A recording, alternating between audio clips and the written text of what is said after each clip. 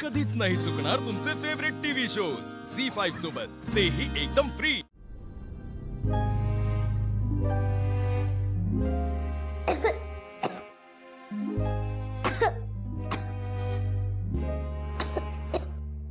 काय ग वेदा, खोकला कसा झाला? सकाळी शाळेत गेली तेव्हा नव्हता।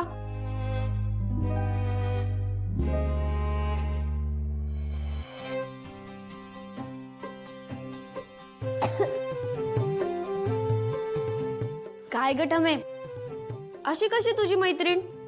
काहीच बोलत नाही। जाऊ दे, तुझ्या मैत्रिणीमुळे तुला खोकला होऊ नये ना, म्हणून मी आलं आणि मधाचं चाटण करून आणते। एका सेकंदात खोकला जाणार।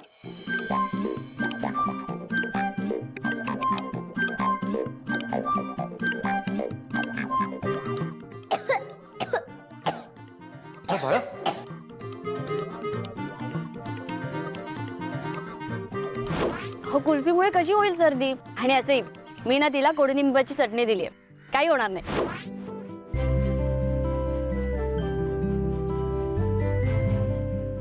बघितलंस, तुला सांगितलं होतं मी रस्त्यावरची कुल्फी तिला देऊ नको खायला। अहो पण एक कुल्फी खाऊन कधी कोणाला खोकला झालेला पाहिलंय का? प्रूफ तुझ्या समोर आहे, खोकतीये ती। आणि रस्त्यावरचा पदार्थ एक खाल्ला काय आणि 10 खाल्ले काय, आजारी पडल्यानंतर होणारा त्रास तितकाच असतो। वेदाला खोकला झालाय, त्याचे कारण वेगळं असणार। आणि काय म्हणाली होतीस तू? कडुलिंबाची चटणी दिली तिला आणि त्याच्यामुळे तिला त्रास होणार नाही। होतोय तिला त्रास, माझ्या वेदाला। हो पण अथर्व, मीरा, काय झालं? का वाद घालताय? बाईसाहेब बघा ना, तुम्हीच समजवा ना यांना। काय झालं अथर्व? आई, हिने वेदाला रस्त्यावरची कुल्फी दिली होती खायला आणि आता वेदा खोकतीये।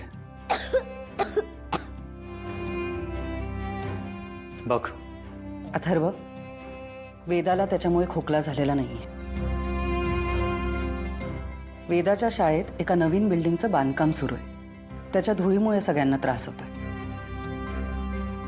फक्त मुलंच नाही तर शिक्षकही आजारी पडतायत। तुला कोणी सांगितलं? मी फोन केला होता तिच्या शाळेत, आपल्या अनाथ आश्रमाच्या एका कार्यक्रमासाठी वेदाच्या प्रिन्सिपलना इन्व्हाइट करायचं होतं म्हणून, तेव्हा कळलं मला। पाहिलं, मी म्हणाले होते ना, एका कुल्फीने नाही होत खोकला। मीरा, आत्ता जरी कारण वेगळं असलं तरी सुद्धा वेदाला बाहेरचं खाणं द्यायचं नाही। बरं बाईसाहेब, नाही देणार। थँक्यू। हेच आधी ऐकलं असतं ना तर इतकी चर्चा करायची गरज पडली नसती। अथर्व,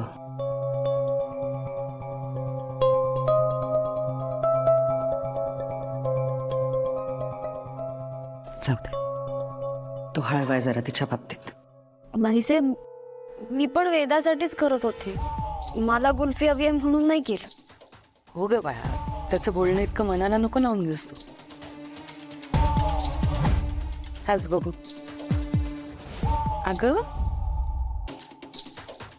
एक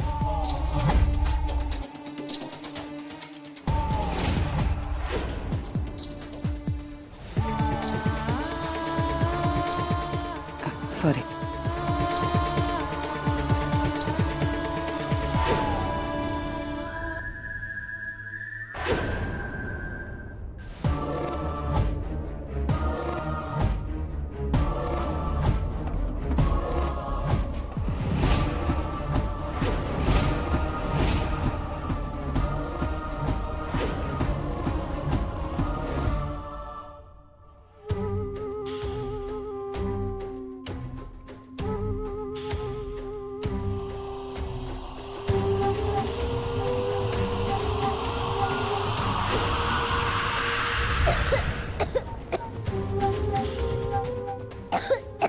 बाईसाहेब, मी आलं आणि मधाचं चाटण घेऊन येते, लगेच खोकला जाईल।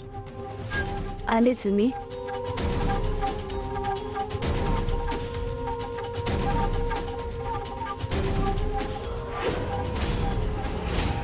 काय आहे या मुलीकडे? असली काय दिव्य गोष्ट आहे? आपल्याला मदत करणारा मांत्रिक तो कोमत गेलाय।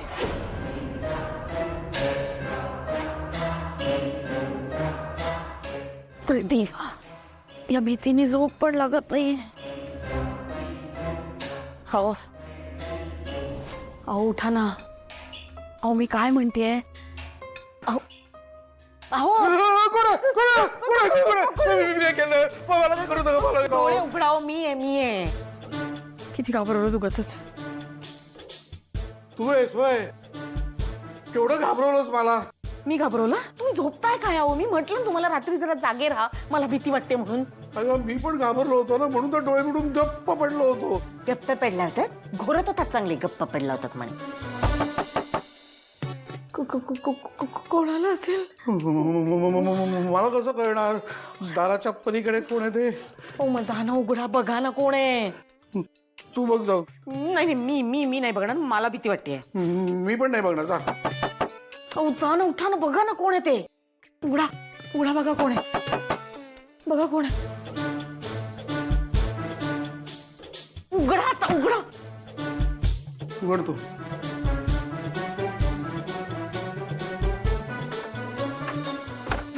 काय किती वेळ झाला मी दार वाजवते. अगं तो मांत्रिक कोमात गेल्यापासून ना भीतीच वाटते जाम मला. आम्हाला? हा आम्हाला. हो आय नो, पण आतापर्यंत आपल्याला काही त्रास नाही झालाय ना, म्हणजे आपण सेफ होत. रिलॅक्स, काही नाही होणार आपल्याला. पण काही झालंच तर? नाही म्हणजे काही झालं तर, म्हणजे तुम्हाला दोघांना काही स्ट्रेंज अनुभव आले तर सगळ्यात आधी येऊन मला सांगा, मी बघते काय करायचं ते. बिंदास हो.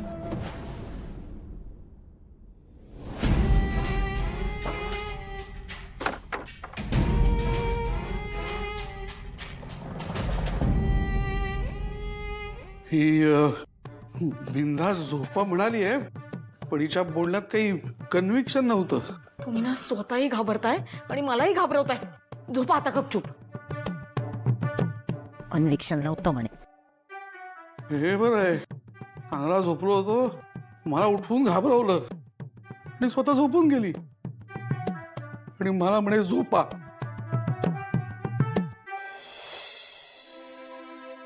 झोपली का ग वेदा? हो झोपली. आल्या आणि मधाचं चाटण दिलं तर तिचा खोकला जरा कमी झाला. शांत झोप लागली आता तिला. छान काळजी घेतेस तू तिची. असं फक्त तुम्हालाच वाटतं. अथर्व तुला बोललं त्याचं वाईट वाटलं का तुला? हो बाईसाहेब, वाईट वाटेल असंच बोलले ना ते. तुम्हीच मला सांगा, वेदाला जर आपण कुल्फी वगैरे खायला दिलीच नाही तर तिच्या बालपणातली गंमतच निघून जाईल ना. मला ना तुझा स्वभाव फार आवडला. मनमोकळीस एकदम. मला असंच राहायला आवडतं. माझ्या मनात जे असतं ना तेच ओठावर असतं. लप्पाछुपी करायला नाही आवडत. कायम अशीच राहा. आणि अथर्वच्या बोलण्याचं इतकं वाईट वाटून घेऊ नकोस. झी5 ॲप डाउनलोड करा आणि पहा सर्व एपिसोड्स एकदम फ्री.